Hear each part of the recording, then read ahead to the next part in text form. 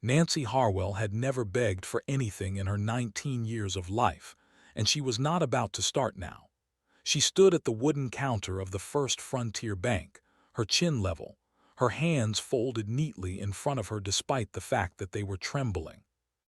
The bank smelled of leather and pipe smoke, and the man sitting across from her, Mr. Gerald Caldwell, smelled of both. He was a wide man, thick through the shoulders, with small eyes that had a way of looking at people like they were already defeated. He slid the paper across the counter without looking up. 60 days, Miss Harwell. That's all the extension I'm prepared to offer. He finally raised his eyes. $420, every cent, or the farm belongs to the bank. Nancy looked at the number written on the paper. She had looked at it before, many times, in the letters that had arrived at their door over the past year. But seeing it written in ink, handed to her across a bank counter by a man who didn't flinch while delivering it, made it feel like a stone dropped into still water. The ripples spread through her chest and didn't stop. "My father is ill," she said. Her voice was steady, she had practiced that. "He cannot work the land alone. We had a bad harvest, 2 bad harvests. Most folks out here have bad harvests, Miss Harwell." Caldwell folded his hands. "That is the nature of the frontier. It does not change what is owed." She picked up the paper, folded it once, and tucked it into the pocket of her coat. She thanked him because her mother had raised her to be polite even when politeness felt like swallowing glass, and she walked out of that bank into the hard afternoon light of Saddleback, Texas. The town was not large. One main road, a general store, a livery stable, a church at the far end that leaned slightly to the left as though it had grown tired of standing straight. Nancy had grown up riding into Saddleback with her father on supply runs, back when he was strong enough to lift grain sacks and laugh loudly at other men's jokes. That felt like a different life now. She tied her horse at the post outside Merritt's general store and went inside to think. She bought nothing. She couldn't afford to, but Martha Merritt, who was kind and had known Nancy since childhood, set a cup of coffee on the counter and didn't ask for anything in return. "You look like a woman carrying a mountain," Martha said. "Only a small one," Nancy replied, wrapping both hands around the cup. It was at that counter, half listening to 2 ranch hands talking at the far end of the store, that she heard the name. "Calloway Ranch is hiring," one of them was saying, thumbs hooked in his belt loops. "Henry's looking for a cook and a housekeeper. His last one quit, said the work was too hard." He laughed. "She lasted 2 weeks. "Henry Calloway doesn't look like a hard man," the other one said. "He ain't hard, he's just particular, wants things done right. Place runs like a machine out there, cattle, horses, the whole operation. Man's got a good ranch." Nancy set her coffee cup down slowly. She turned just enough to speak without it seeming like she had been listening. "This Calloway Ranch," she said. "How far out is it?" The first ranch hand looked at her. "About 9 miles east, past the Red Ridge. You can't miss the gate, he's got a C branded on the post. And he's genuinely hiring, far as I know. Why, you looking for work, miss?" Nancy picked up her cup again and took a calm sip. "I might be," she said. She rode home with the folded bank paper in her pocket and a new thought forming in her mind like a fire catching on dry wood. The farm sat at the bottom of a slow hill, surrounded by land that had once produced enough wheat to feed 3 families through winter. Now it produced dust and silence. The fence along the east side had been broken since spring and never fixed.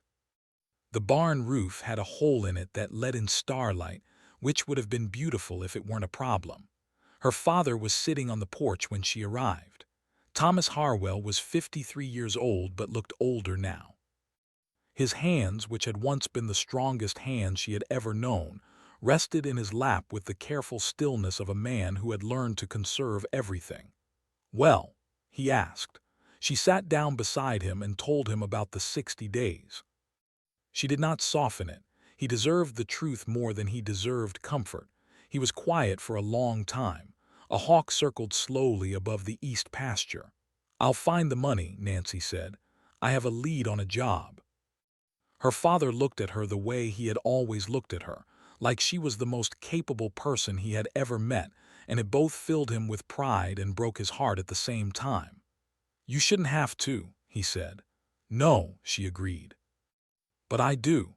She went inside, packed a modest bag, and made a decision that would change everything, though she did not yet know the full weight of what she was walking toward.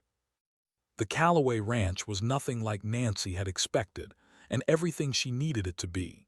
She had imagined something rough, a working man's place, functional and bare, smelling of cattle and neglect. Instead, the ranch house was solid and well kept, built from good timber with a wide porch that wrapped around two sides. The yard was clean. The fences were straight. The horses in the front paddock were healthy and calm. Everything about the place said that the man who ran it paid attention. Henry Calloway met her at the gate.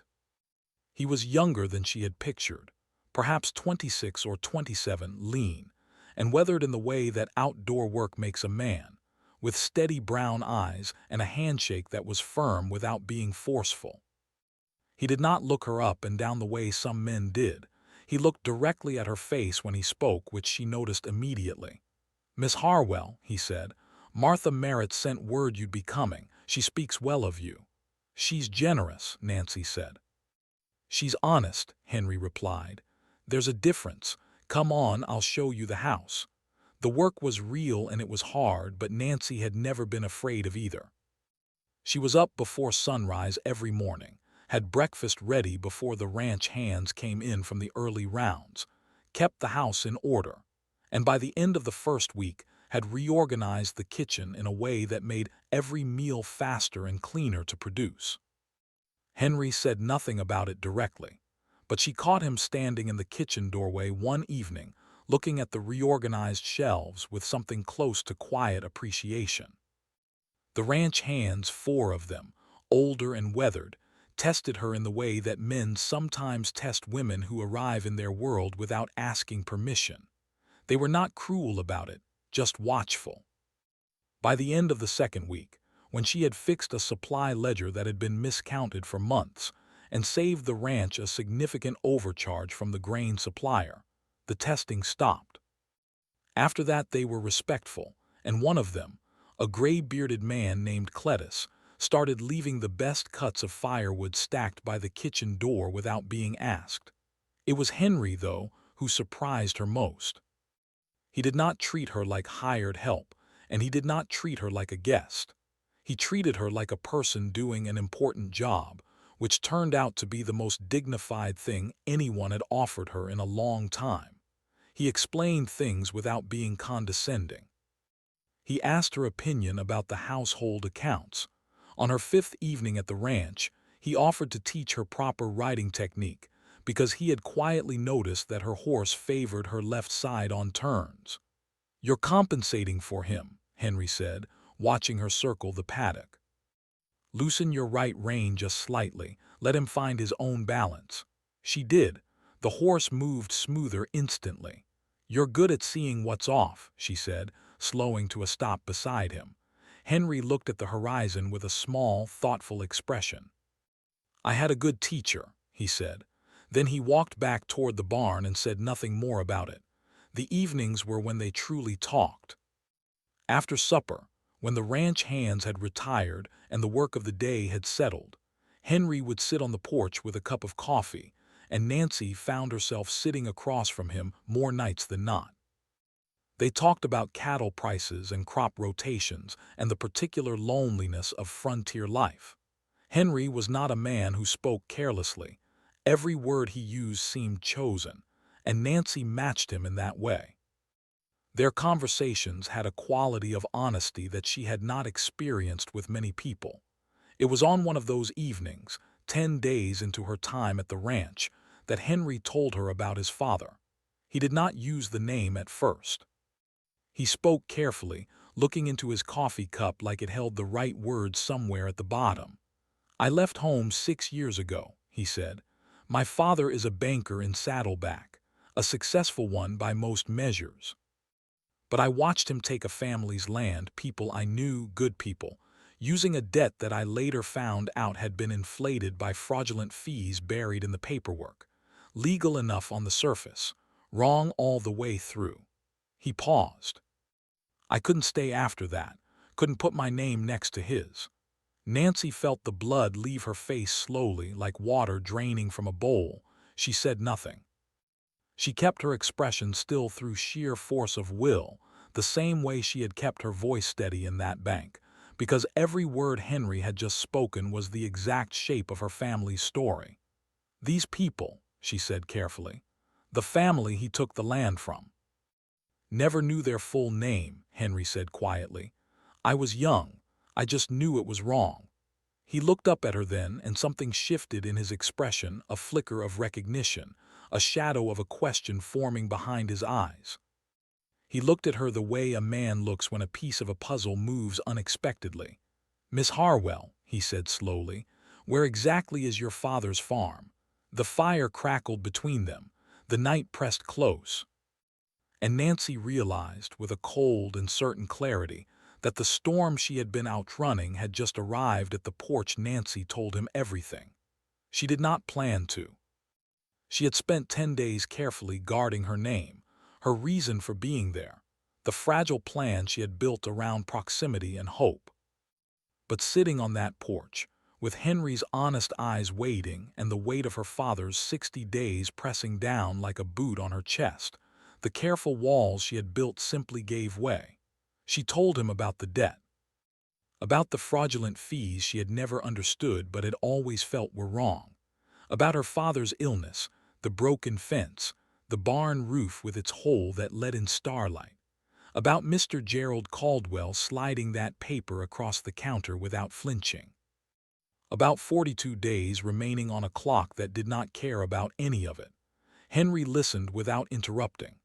When she finished, the porch was completely silent except for the fire and the distant sound of cattle settling for the night.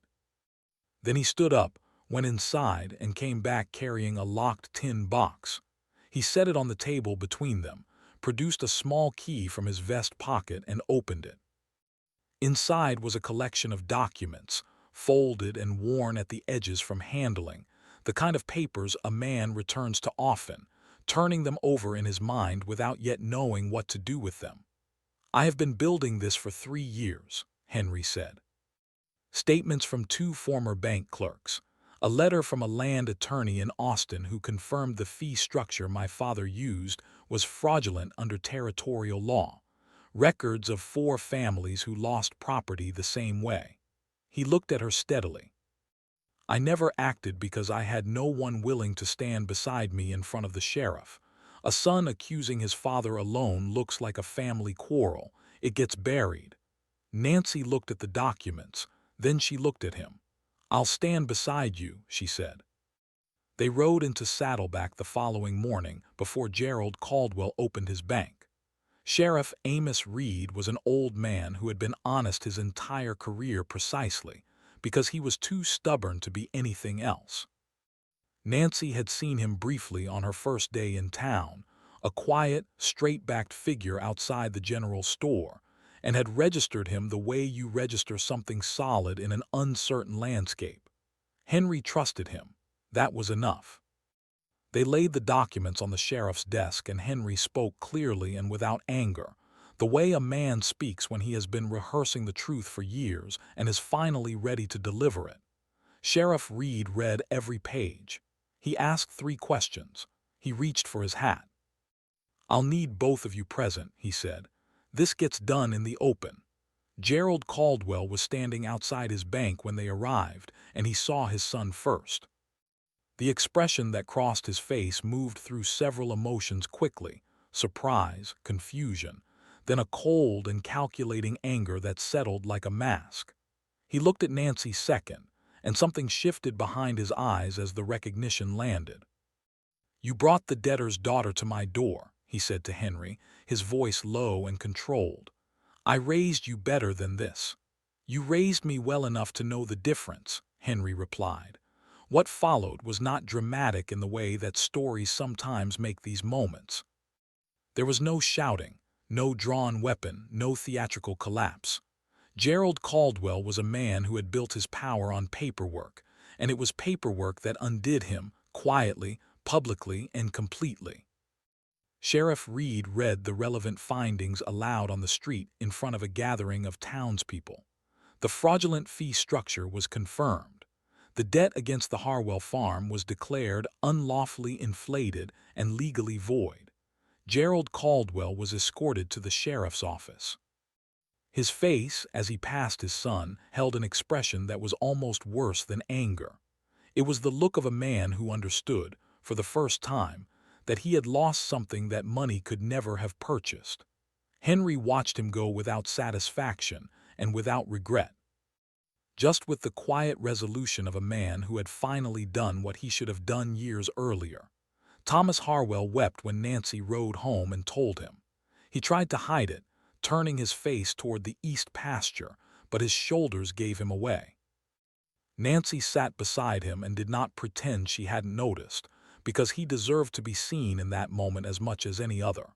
Within a week, Henry arrived at the farm with 2 ranch hands, fencing materials, and a proposition. Not charity, a genuine partnership. He needed a reliable wheat supplier for his ranch. The Harwell farm, properly restored, was perfectly positioned. Terms were fair, written clearly, and signed by both men with a handshake that meant more than the paper beneath it. The farm came back to life slowly, the way good things do. The fence went up. The barn roof was repaired. The east field was planted before the season closed. On a warm evening in late October, Nancy stood on the porch of the Calloway ranch, looking out at land that seemed to go on without end. Henry came and stood beside her, close enough that their arms touched, and neither of them moved away. "You came here to save your father's farm," he said. "I did," she replied. "Did you find anything else?"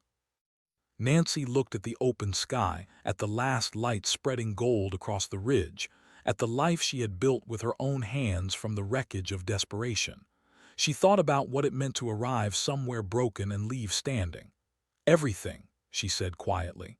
"I found everything."